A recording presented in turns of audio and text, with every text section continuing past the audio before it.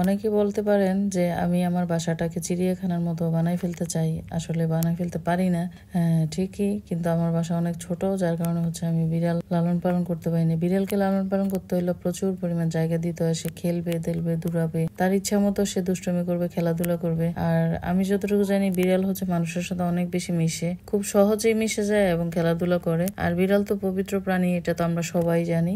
আর এই বিড়ালটা হচ্ছে কিছুক্ষণের জন্য আমাদের কাছে ছিল, তো যখন দেখতেছে যার বিড়াল উনি দেখতেছে যে আমাদের সাথে অনেক ভালোভাবে মিশে গেছে, সেই জন্য উনি একটা জায়গায় গেছে, কিছুক্ষণের জন্য আমাদের কাছে দিয়ে গেছে। আর সেই মুহূর্তে আমরা হচ্ছে সবাই ওর সাথে দুষ্টামি করতেছি, খেলতেছি। ও খুব সুন্দরভাবে আমাদের সাথে মিলে গেছে, তো অনেক বেশি আদর লাগতেছে।